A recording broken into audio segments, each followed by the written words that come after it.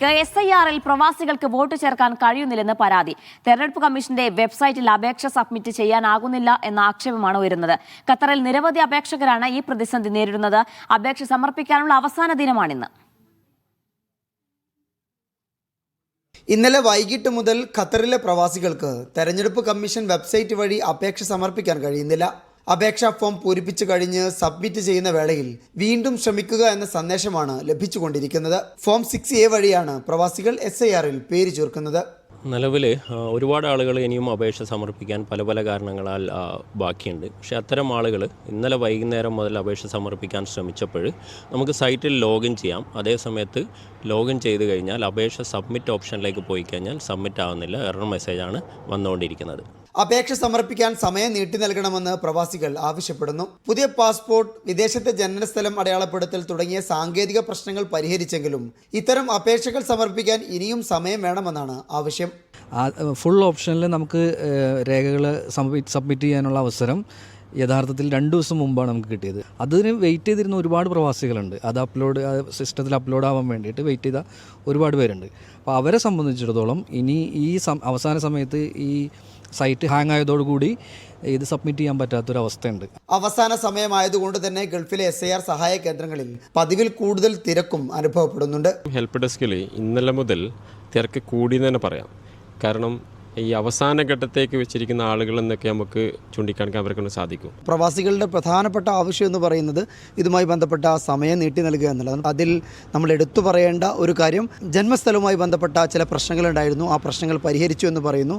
എന്നാൽ അതുമായി ബന്ധപ്പെട്ട ഡോക്യുമെൻറ്റുകൾ മുഴുവനായിട്ട് സബ്മിറ്റ് ചെയ്യണമെങ്കിൽ അതിന് കുറച്ചുകൂടി ദിവസം അത്യാവശ്യമാണെന്ന് അവർ ചൂണ്ടിക്കാട്ടുന്നു. ദോഹയിൽ നിന്ന് അബ്ബാസ് മുഹമ്മദ്, മീഡിയ 1. ഫോം 6 വഴി അപേക്ഷ സമർപ്പിക്കുന്ന പ്രവാസികൾക്കാണ് ഇത്തരത്തിലൊരു ദുരിതമുണ്ടായത് എന്നാണ് മനസ്സിലാക്കുന്നത്. കൂട്ടത്തോടെ വെബ്സൈറ്റിൽ കയറാൻ നടത്തിയ ശ്രമമാണ് ഇതിന് കാരണം എന്നാണ് അധികൃതർ പറയുന്നത്. തെരഞ്ഞെടുപ്പ് കമ്മീഷൻ പറയുന്നതും അത് തന്നെയായിരുന്നു. ഇന്ന് സമയപരിധി അവസാനിക്കാനിരിക്കെ കൂടുതൽ ആൾക്കാർ ഒന്നിച്ച് വെബ്സൈറ്റിൽ കയറിയതാണ് ഈ ഒരു പ്രശ്നത്തിന് കാരണമെന്നാണ് മനസ്സിലാക്കുന്നത്.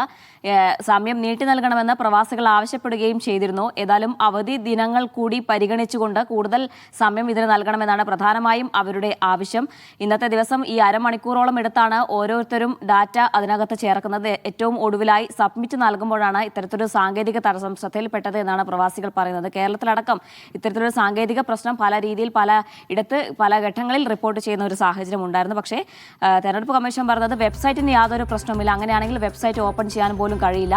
ഇങ്ങനൊരു പ്രശ്നം ഇപ്പോൾ ശ്രദ്ധയിൽപ്പെടുന്നത് കൂട്ടത്തോടെ പ്രവാസികൾ ഇത്തരത്തിൽ വിവരങ്ങൾ അപ്ലോഡ് ചെയ്യാൻ ശ്രമിക്കുന്നതിന്റെ ഭാഗമായിട്ടുള്ള ഒരു പ്രശ്നമാണ് എന്നാണ് കമ്മീഷൻ നൽകുന്ന വിശദീകരണം. ഏതായാലും പ്രവാസികൾ ആശങ്കയിലാണ്. അവരുടെ പാസ്പോർട്ട് വിവരങ്ങളും മറ്റു കാര്യങ്ങളൊന്നും ഇതിനകത്ത് അപ്ലോഡ് ചെയ്യാൻ കഴിയുന്നില്ല എന്നാണ് അവർ പറയുന്നത്.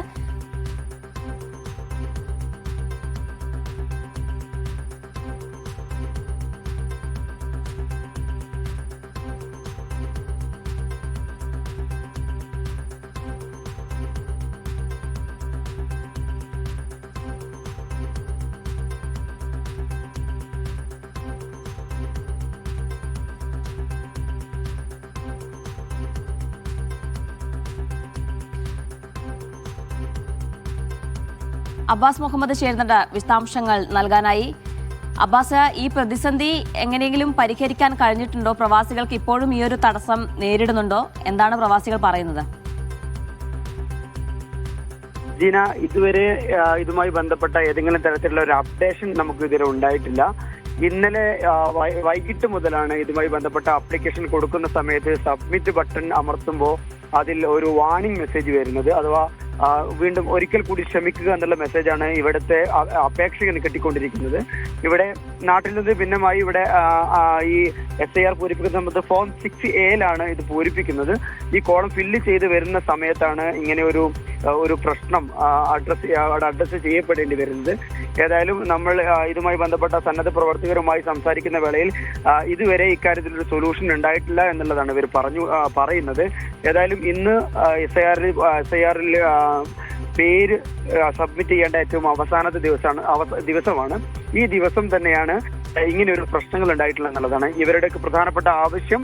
ഇത് വോട്ടർ പട്ടികയിൽ പേര് ചേർക്കാനുള്ള ദിവസം നീട്ടിക്കൊടുക്കണം എന്നുള്ളതാണ്. ഇത് പ്രധാനമായിട്ട് ചൂണ്ടിക്കാണിക്കുന്ന 2 കാര്യങ്ങൾ. ഒന്ന്, നേരത്തെ ഇപ്പൊ നമ്മൾ സംസാരിച്ചു കൊണ്ടിരിക്കുന്ന ഈ ടെക്നിക്കൽ ഇഷ്യൂ ആണ്. ഈ സൈറ്റ് ഓപ്പൺ ആകുകയും എന്നാൽ സബ്മിറ്റ് ചെയ്യാൻ പറ്റാതിരിക്കുകയും ചെയ്യുന്ന ഒരു പ്രശ്നം.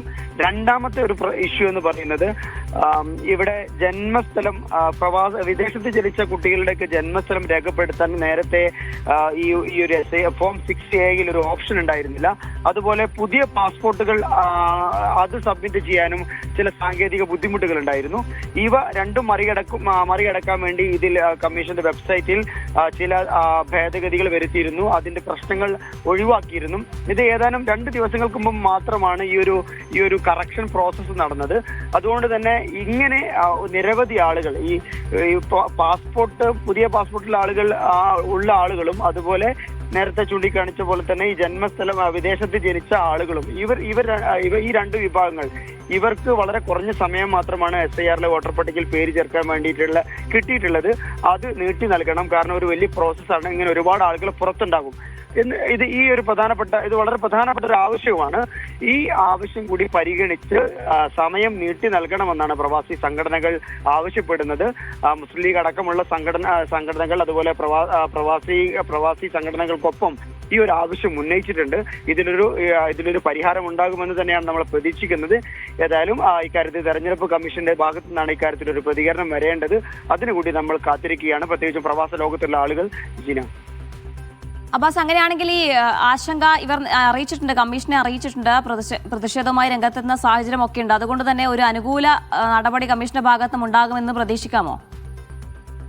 തീർച്ചയായിട്ടും. കാരണം നേരത്തെ അഡ്രസ് ചെയ്യപ്പെട്ട ഈ പ്രവാസികളുടെ വിഷയങ്ങളിൽ തെരഞ്ഞെടുപ്പ് കമ്മീഷൻ കൃത്യമായി ഇടപെടുകയും അതിന് പരിഹാരം കണ്ടെത്തുകയും ചെയ്തിട്ടുണ്ട്. അതിൽ നമ്മൾ നേരത്തെ സൂചിപ്പിച്ച പോലെ തന്നെ ഈ വിദേശത്തുള്ള ജന്മസ്ഥലം രേഖപ്പെടുത്താനുള്ള ഓപ്ഷൻ ഇല്ല എന്ന് പറയുന്നത് ആ ഓപ്ഷൻ ഉണ്ടാക്കി. അതുപോലെ തന്നെ പുതിയ പാസ്പോർട്ടുകൾ എൻ്റർ ചെയ്യുമ്പോഴുള്ള പ്രശ്നം അതും അഡ്രസ് ചെയ്യപ്പെട്ടു. ഇങ്ങനെ ഏറ്റവും ലേറ്റസ്റ്റ് ആയിട്ട് വന്ന 2 വിഷയങ്ങളാണ്. ഈ 2 വിഷയങ്ങളിലും കമ്മീഷൻ ഒരു പരിഹാരം ഉണ്ടാക്കിയിട്ടുണ്ട്. നമുക്കൊരു ജനാധിപത്യ പ്രോസസ്സിനെ കുറിച്ച് അറിയാമല്ലോ. ഇതിൽ പരമാവധി പൗരന്റെ പങ്കാളിത്തം ഉറപ്പാക്കുക എന്നുള്ളതാണ് ഇതിന്റെ ഒരു പ്രക്രിയ എന്ന് പറയുന്നത്. ജനാധിപത്യ പ്രക്രിയയിൽ എല്ലാവരെയും ഉൾപ്പെടുത്തുക, അതാണല്ലോ ഇതിന്റെ ഒരു കാതൽ എന്ന് പറയുന്നത് തന്നെ. അതുകൊണ്ട് തന്നെ ഇതിലൊരു അനുകൂലമായ സമീപനം തീർച്ചയായിട്ടും തെരഞ്ഞെടുപ്പ് കമ്മീഷന്റെ ഭാഗത്തുനിന്ന് ഉണ്ടാകുമെന്ന് തന്നെയാണ് നമ്മൾ പ്രതീക്ഷിക്കുന്നത്. കാരണം ഇത് വളരെ ജെന്യൂൻ ആയിട്ടുള്ളൊരു ഇഷ്യൂ ആണ്. ഈ ഒരു പ്രത്യേകിച്ചും ഖത്തറിൽ നമ്മളിപ്പോൾ നിൽക്കുന്ന ഖത്തറിൽ ഈ ഒരു ഇഷ്യൂ ഇന്നലെ മുതൽ ഏകദേശം ഒരു ദിവസമായിട്ട് തുടരുന്നു എന്ന് പറയുന്നത് തന്നെ നമുക്കറിയാലോ. അത്രയും ആളുകൾ പുറത്തായി പോകും. അതുകൊണ്ട് വോട്ടർ പട്ടികയിൽ നിന്ന് അല്ലെങ്കിൽ നമ്മുടെ ജനാധിപത്യ പ്രക്രിയയിൽ നിന്ന് ഏതെങ്കിലും ആളുകൾ പുറത്തു പോവുക എന്നുള്ളത് നമ്മുടെ രാഷ്ട്രത്തെ സംബന്ധിച്ചിടത്തോളം നമ്മുടെ ജനാധിപത്യ പ്രക്രിയയെ സംബന്ധിച്ചിടത്തോളം അതത്ര അഭികാമ്യമുള്ള കാര്യമല്ല. അപ്പോൾ ഏതായാലും ഈ ഒരു വിഷയത്തിൽ തെരഞ്ഞെടുപ്പ് കമ്മീഷൻ വളരെ സീരിയസ് ആയിട്ട് ഇടപെടും എന്ന് തന്നെയാണ് നമ്മൾ പ്രതീക്ഷിക്കുന്നത്. ജീന.